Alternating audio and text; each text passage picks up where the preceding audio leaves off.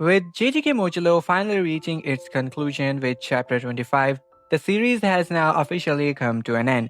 And with that, a lot of people aren't really satisfied with how Gege handled this new series.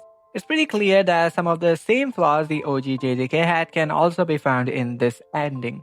But the real question is it actually that bad? Did Gege really fumble the entire series with this ending? To understand that, we have to take a look at the chapter itself. But before we do that, I want to make it clear that this video is completely based on my own opinion slash interpretation. So if you agree or disagree, or if you enjoy the ending or not, that's completely fine. Make sure to write down in the comment section what you think about it. But without further ado, let's dive into it. The chapter starts with Yuji finally having an interaction with Nobara, but just as their conversation is about to start, the scene suddenly shifts to Cross and Maru, where they are discussing with everyone what they should do about the Kalian. Everyone seems to agree that they will continue living side by side with them. They weren't only coexisting with them because they never attacked them or because they could hear their voices. The Kalian have always existed alongside them. It's their world and their way of life, so they aren't going to abandon them now. Because of that, the Sumerian sees the Kalian as part of their family, which is a really nice touch that fits perfectly with the story's theme of family bonding. This theme gets expanded further with Yuka and Tsurugi as we get a flashback of their conversation with their mom. In this moment, we learn that she barely knew about everything that happened during the last 10 chapters. Not only that, Yuka hid her brain cancer from her, but she also decided to fight against Dabura without telling her, and Tsurugi did the same. She tells them that just because things ended well doesn't mean everything is okay now and that they should reflect on their actions. But as she's about to leave, she tells them that she sees how hard they have been working and that she's proud that she gave birth to both of them, and she's sure that her grandparents and her father are also proud of them. This moment is a really nice parallel to what Maki's mom wanted to say to her daughters, but never did until her dying moments, words that Maki never got the chance to hear. But here, Yuka and Tsurugi's mom actually expresses her feelings to her children, which is really sweet, because for teenagers like us, hearing something like that from a parent figure means the world. This also connects to Tsurugi's parallel with Maki, as the only reason Tsurugi didn't kill Maru was because of something Maki told him when he was a kid. She told him about the regret she carried after the death of her sister and warned him not to trade someone close to him for power. That lesson is what led to this ending, as if Tsurugi had killed Maru back then, the happy ending we got wouldn't have been possible. So it was Tsurugi's decision, influenced by Maki, that started this chain of events. It's really nice to see that even though both Yuta and Maki are dead in Modulo, they still played a huge role in shaping the protagonist and the way they see the world. Their teachings ended up preventing a catastrophic outcome. It's honestly heartwarming to see that their influence was present from the beginning of the story all the way to the end. The scene then goes back to Yuji and Nobara, where we learn that Yuji was afraid of what he had become. Seeing his friends die pushed him into isolation because he felt like he shouldn't interfere with the future anymore, especially since he was someone who was supposed to be dead already. But that mindset now has changed. Yuji realizes that if he stops focusing on the present, he'll lose the sight of both future and past. He spent years looking for a reason to live, and because of that, he ignored the things he should have been doing. What Maru did is something Yuji gave up on decades ago, but now he believes that he should have achieved it himself. That's why he asked Nobara for help, and she agrees. Since no new sorcerers will be born anymore, Yuji, Nobara, and Todo will work on countermeasures. This includes killing or exorcising curses right after they are born, so they don't have the chance to grow stronger, with the help of Tengen's barrier sustaining. They will also try to track down every heavily restricted user and secure as many curse tools as possible, which would be easier if the big three clans cooperate. Finally, Yuji reveals the most difficult part of his plan. When he dies, he wants to turn himself into a cursed object similar to Sukuna.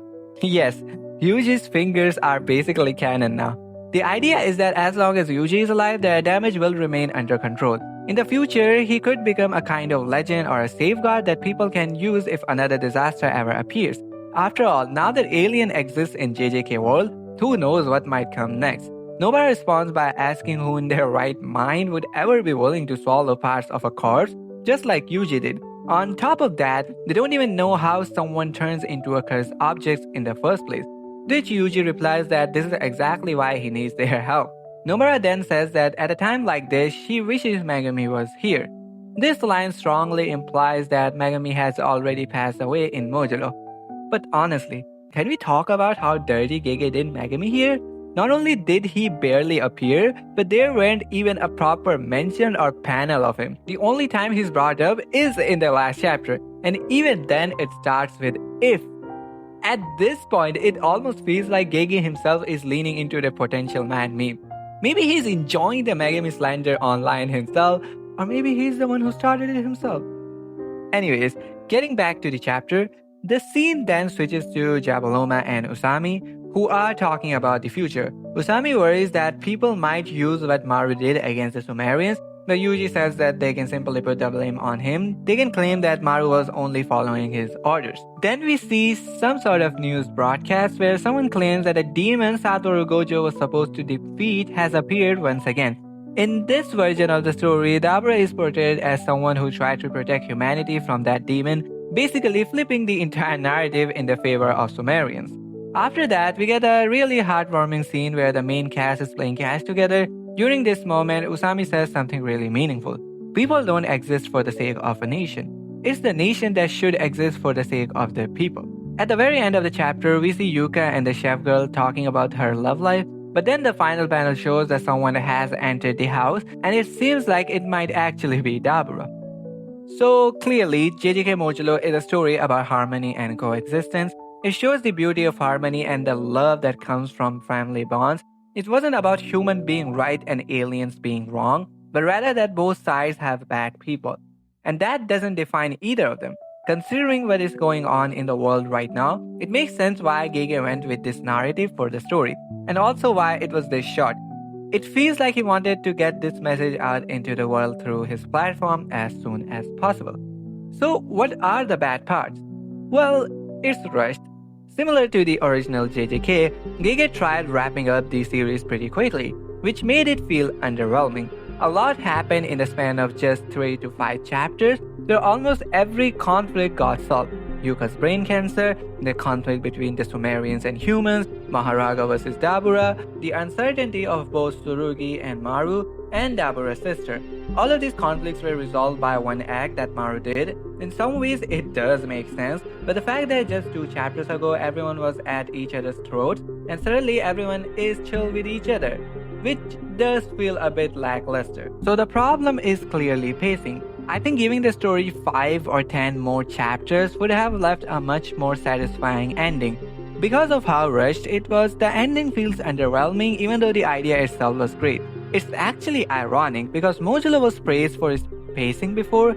Even though it was fast-paced from the start, the execution back then felt much better compared to now. Even Yuji and Maru's first interaction was off-screen, which is pretty crazy to think about. At one moment, Maru doesn't even know what to do, and in the next moment, he has already met Yuji and is planning what he should do next. I feel like removing Dabura vs. Maharaga from the chapter and focusing entirely on Tsurugi vs. Maru conclusion and how Yuji met Maru would have been much better. Dabura unlocking his reversal technique and domain expansion didn't really matter in the end, since he just gets teleported back to his planet later. So removing these moments wouldn't really change much in the story unless we get a sequel which explores Dabura's abilities overall.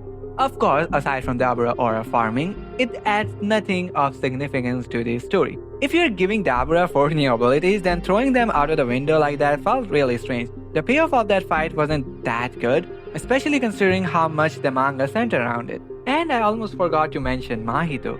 It's sad that he was mostly used as a plot device to move the story forward with Maru and Yuji's plan, and that ended up being his only purpose. I wish we could have seen more from him. At least then we could have seen more of what Yuji is capable of, as the story clearly tries to portray that Yuji is currently the strongest, but it never really explores it. So sadly, Modulo Yuji mostly has narrative implications and experience to compete for the title of the strongest because he doesn't have many feats.